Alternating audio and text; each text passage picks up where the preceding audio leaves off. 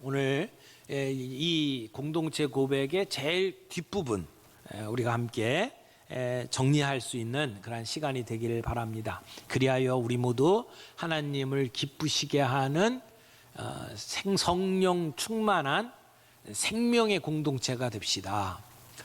이게 우리가 추구하고 있는 교회의 모습이라고 말할 수 있습니다.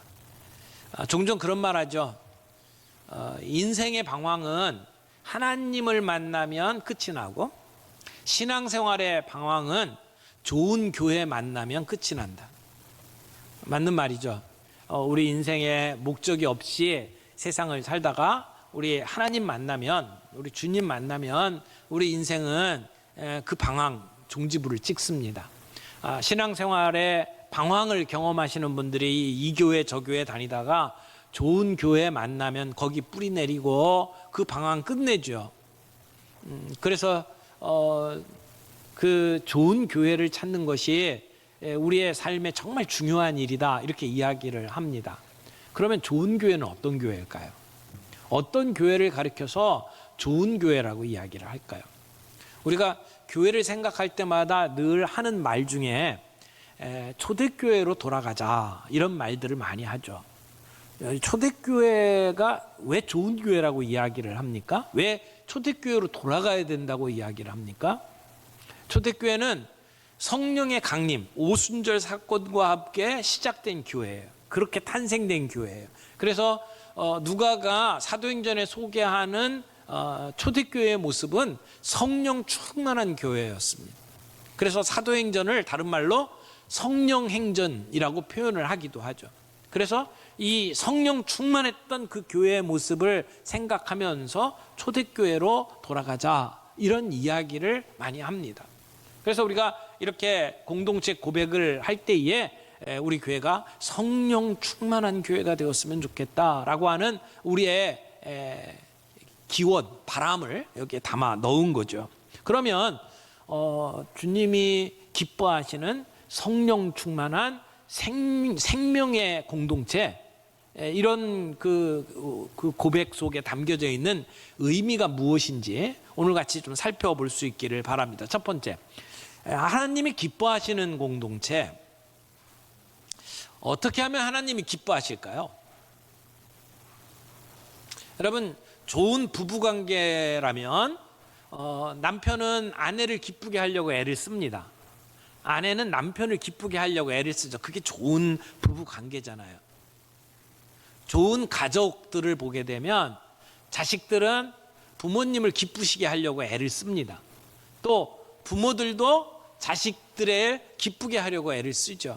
그게 좋은 가정이라고 말할 수 있습니다. 그런데 부모님을 기쁘시게 하려면 부모님이 원하는 것을 해드리잖아요. 내가 원하는 게 아니라 부모님이 좋아하는 것, 기뻐하는 것을 해드리려고 합니다. 우리가 성도로서 하나님을 기쁘시게 하려면 하나님이 기뻐하시는 일이 뭔지를 알아야죠. 하나님이 무엇을 원하십니까? 하나님의 뜻은 어디에 있습니까?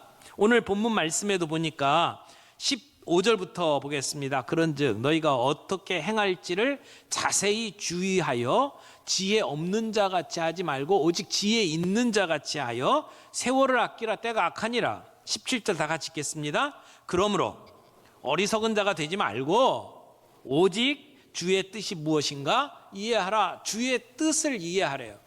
주님이 원하시는 뜻이 있대요. 그게 뭔지 알아야 돼요. 그렇게 해드릴 때 주님이 기뻐하신다, 그렇게 말할 수 있겠죠. 그래서 예수님께서 산상수훈에서도 마태복음 6장에 그런 말씀하시잖아요. 너희는 먼저 그의 나라와 그의 의를 구하라. 그리하면 이 모든 것을 너희에게 더하시리라. 하나님을 먼저 생각하고 하나님을 기쁘시게 해드리면 하나님께서 그 모든 것을 채우시겠다라고 말씀을 하시는 거잖아요.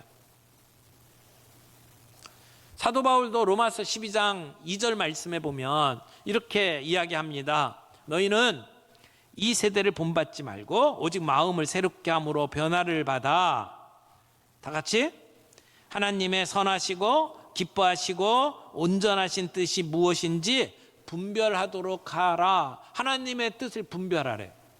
이게 하나님의 뜻인지 아닌지 분별할 수 있어야 된다는 것이죠. 그런데 하나님의 뜻을 분별하는 게 사실은 어려운 게 아니에요. 성경에 분명하게 드러나 있는 뜻이 있어요. 하나님은 뭘 하면 좋아하시는지, 하나님이 우리를 향해서 어떤 뜻을 갖고 있는지 우리를 성경을 보면 금방 알 수 있어요. 그걸 하나님의 기뻐하시고 온전하신 뜻이래요.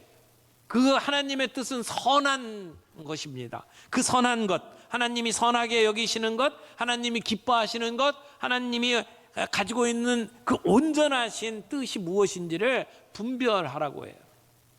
그래서 그 분별해서 그 뜻대로 살아갈 때에 하나님은 기뻐하신다고 말할 수 있습니다. 그러면 하나님이 뭘 보고 기뻐하실까요? 성경 구절 가운데 몇 가지 하나님이 기뻐하시는 것 좀 살펴볼까요? 첫 번째는 히브리서 11장 6절 말씀이에요.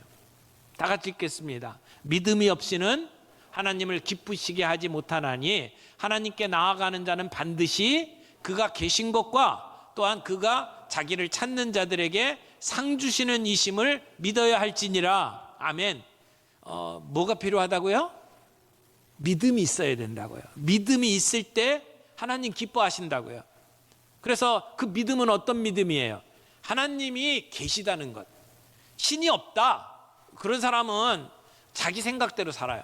근데 하나님이 계신다고 믿는 사람은 하나님의 뜻을 찾습니다. 그가 계신 것과 그가 상 주시는 일. 근데 하나님이 상 주실 때는 어떤 사람에게 상 주실까요? 하나님의 뜻대로 사는 자들에게 상 주시잖아요. 그러면 하나님의 뜻대로 사는 자는 하나님이 기뻐하시고 그들에게 상을 주는 거예요. 그런 하나님이 계신 것을 믿는 믿음, 그게 중요하다는 거죠.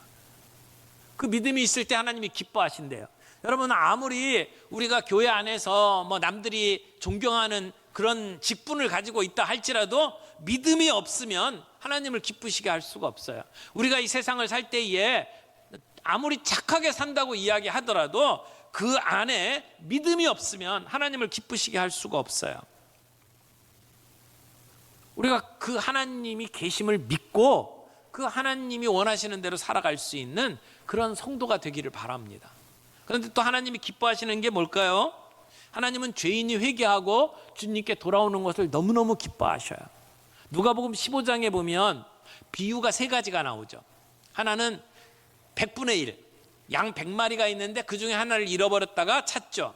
그때 그 목자가 기뻐하는 이야기를 합니다. 두 번째 이야기는 10분의 1, 한 여인이 귀중하게 여기는 10 은전이 있어요. 은전 10개, 10 드라크마. 근데 그 중에 하나를 잃어버렸어요. 너무 소중한 거라 쓸고 그 불을 켜갖고 찾았어요. 그래서 잃어버린 하나를 찾게 됐을 때 기뻐하는 그 여인. 그 다음에 또 세 번째 이야기는 뭐죠? 2분의 1. 아들 둘이 있었는데 한 아들이 아버지를 등지고 재산을 다 가지고 멀리 떠나서 허랑방탕합니다. 그래서 우리는 그를 탕자라고 이야기하죠. 근데 잃었던 아들을 찾습니다. 그때 기뻐하는 아버지 이야기입니다. 근데 이 이야기는 누구 이야기예요? 하나님의 이야기예요. 잃어버렸던 것을 찾을 때 얼마나 기뻐하시는 하나님을 보여주는 이야기입니다. 그래서 누가복음 15장 10절에 이렇게 이야기합니다. 내가 너희에게 이르노니 이와 같이 죄인 한 사람이 회개하면 하나님의 사자들 앞에 기쁨이 되느니라. 여러분, 하나님 사자들 앞에 기쁨이 될 뿐만 아니라 실상은 누구의 기쁨이에요? 하나님의 기쁨이에요. 하나님은 잃어버렸던 죄인 하나 회개하고 돌아오는 것을 너무너무 기뻐하시는 분이에요. 그래서 그 하나님의 마음을 사도 바울은 이렇게 이야기합니다. 디모데전서 2장 4절. 거기에 뭐라고 이야기하냐면 하나님은 모든 사람이 구원을 받으며 진리를 아는 데 이르기를 원하시느니라. 하나님은 우리 모두가 구원받기를 원하셔요. 그게 하나님 아버지의 마음이에요. 그 마음 때문에 하나님이 세상을 이처럼 사랑하사 독생자를 주셨으니 이는 그를 믿는 자마다 멸망하지 않고 영생을 얻게 하려 하심이니라. 이게 하나님 아버지의 마음이란 말이에요. 온 인류가 그 하나님의 마음을 알고 하나님께 돌아오기를 바라는 그러한 하나님의 뜻이 있다는 것이죠. 그래서 잃어버렸던 영혼 돌아오면 하나님 기뻐 춤추셔요. 그리고 하나님의 뜻, 무엇이 하나님의 뜻입니까? 로마서 8장 29절 말씀 좀 같이 볼까요? 하나님이 미리 아신 자들을 또한 그 아들의 형상을 본받게 하기 위하여 미리 정하셨으니 이는 그로 많은 형제들 중에서 맏아들이 되게 하려 하심이니라. 여기 미리 아셨다라고 하는 걸 어려운 말로 예지라고 해요. 또 미리 정하셨다, 예정. 하나님이 미리 아시고 미리 정하셨다. 예지, 예정 이렇게 표현을 해요. 여러분 성경에 분명히 예정을 이야기하셨어요. 근데 미리 정하셨고 우리를 구원해 주시는데 그 목적이 뭐라고요? 아들의 형상을 본받게 하기 위하여. 이게 하나님의 구원의 목적이에요. 그러니까 우리 모두가 예수님을 닮아가도록 만드는 것, 예수님처럼 되는 것. 그래서 궁극적으로 우리가 주님 앞에 서게 되는 날 우리는 예수님 같은 모습으로 변화될 거예요. 그것이 하나님의 마음이에요. 그러니까 우리가 예수 믿고 신앙생활 하면서 예수님 닮아가는 모습을 볼 때 하나님 기뻐하시겠죠. 무엇이 하나님의 뜻이에요? 어렵지 않아요. 믿음을 갖는 것, 우리가 잃어버린 영혼 주님 앞에 돌아오도록 만드는 것, 그리고 우리가 예수님 닮아가는 것, 우리 주님은 그런 모습들을 보면서 기뻐하신다는 것이죠. 물론 구체적으로 내가 어떤 직업을 택할까, 내가 어디로 가야 될까, 이런 일들을 결정할 때 분명한 어떤 하나님의 뜻을 알기가 힘들 때가 있어요. 그러나 이 큰 틀을 가지고 본다면 우리는 하나님의 뜻들을 알아가기가 훨씬 더 쉬울 거예요. 그런데 여기 하나님의 뜻을 분별하라 라고 이야기하면서 이어서 주시는 말씀이 뭐냐면 성령 충만함을 받으라. 어떻게 보면 하나님의 뜻이 무엇인지를 정말 알고 싶어요? 하나님과 동행하시면 돼요. 성령 충만하면 돼요. 그래서 하나님을 기쁘시게 하는 삶과 성령 충만한 삶은 떼어놓을 수가 없어요. 그래서 두 번째 우리가 이야기하는 것이 성령 충만한 공동체입니다. 우리 본문 말씀 다시 한번 18절 볼까요? 술 취하지 말라, 이는 방탕한 것이니, 다 같이 오직 성령으로 충만함을 받으라. 성령 충만한 삶을 명령하고 있습니다. 이건 권면이 아니에요. 우리에게 주시는 명령이에요. 모든 그리스도인들에게 주시는 명령이란 말이에요. 여러분은 성령 충만한 삶을 살고 계십니까? 근데 사도 바울은 여기서 성령 충만한 삶은 이런 것이다라고 설명을 하지 않고 성령 충만한 삶에서 나타나는 특징을 보여주고 있어요. 가장 대표적인 게 이 바로 앞에 술 취하지 말라, 이는 방탕한 것이니, 그러면서 성령 충만과 술 취함을 대조하고 있어요. 그러니까 성령 충만한 삶의 반대쪽에 술 취함이 있는 거죠. 그러니까 술 취함의 대표적인 표현은 방탕이에요.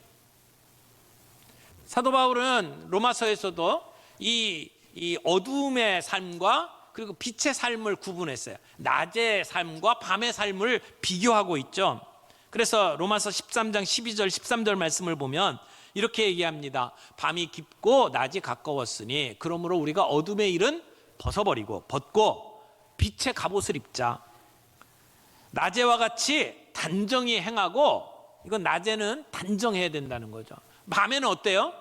방탕하거나 술 취하지 말며 음란하거나 호색하지 말며 다투거나 시기하지 말고, 이건 밤의 모습이에요. 방탕한 모습이에요.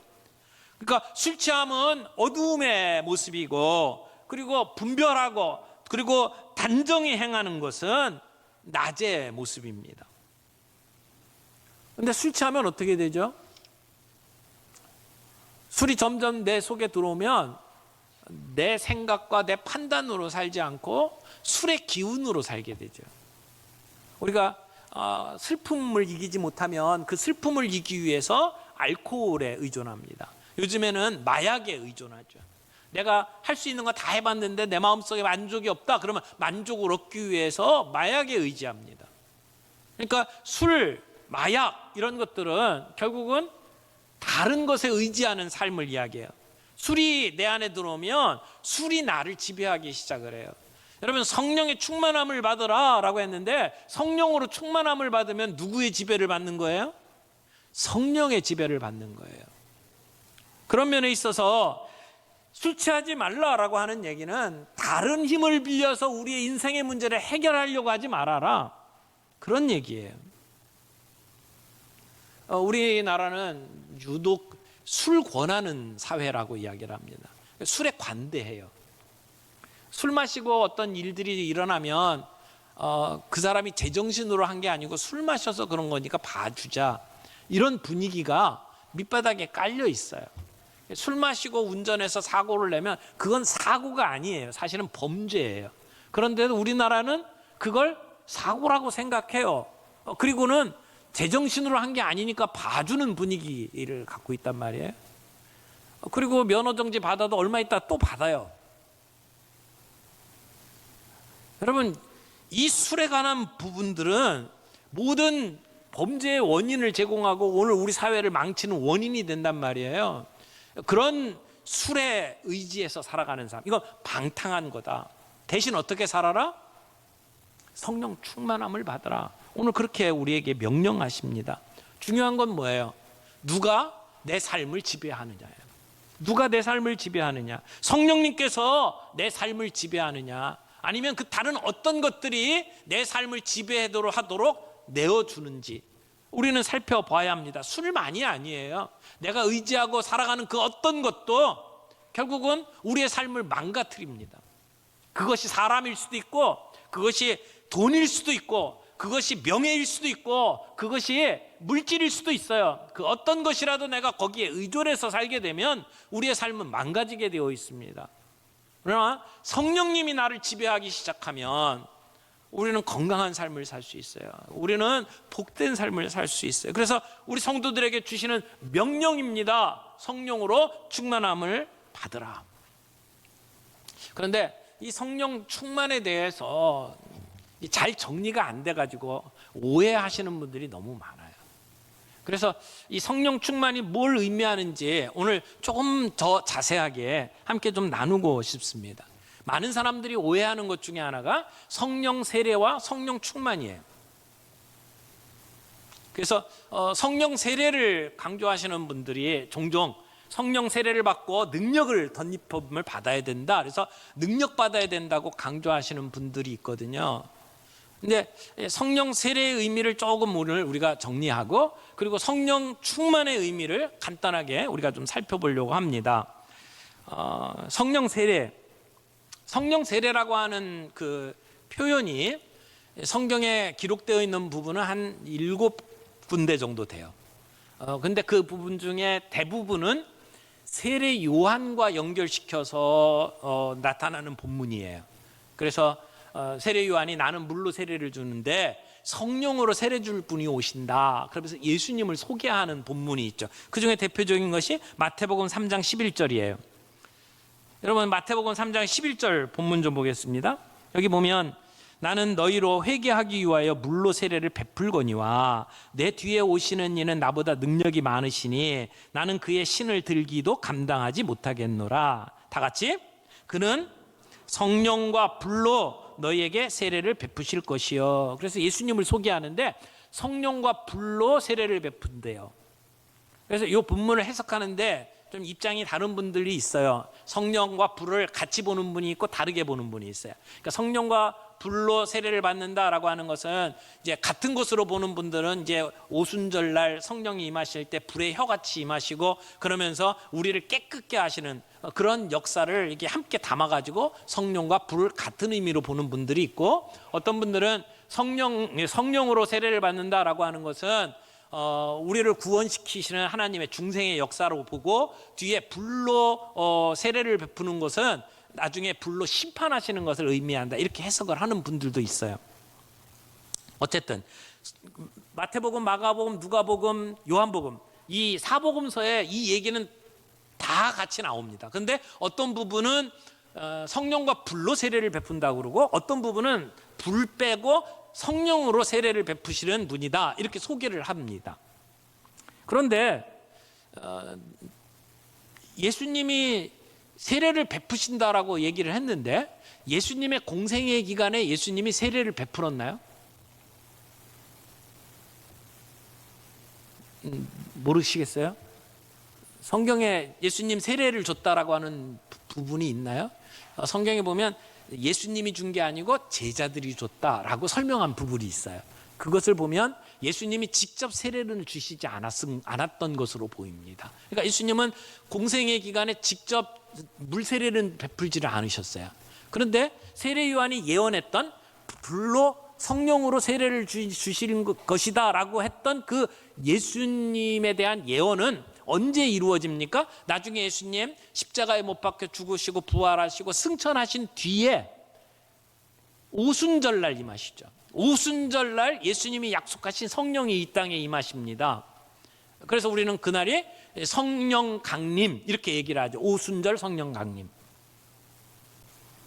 세상은 리더십을 이야기할 때 왕으로 군림하는 리더십을 얘기하잖아요. 그래서 예수님께서 제자들에게 이야기를 하실 때에도 세상이 다스리는 것 같던 그런 리더십 말고, 너희들이 우리 하나님 나라에서 큰 자가 되고 싶으냐? 낮은 사람이 되라, 종이 되라, 그래서 섬겨라.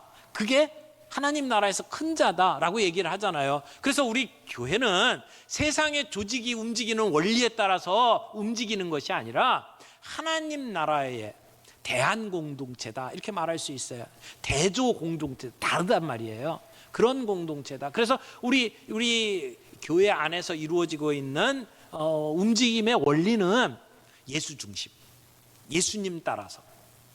그래서 사랑의 공동체고 섬김의 공동체다 이렇게 말을 하는 겁니다. 예수님이 우리를 위해서 자신을 내어주셨습니다. 예수님이 내어주신 그 사랑을 우리가 받았기에 우리는 서로를 위해서 내 삶을, 내 목숨을 내어줄 수 있는 공동체, 그게 예수 믿는 사람들의 공동체라고 이야기를 하는 거예요. 그래서 생명의 공동체는 예수 공동체예요.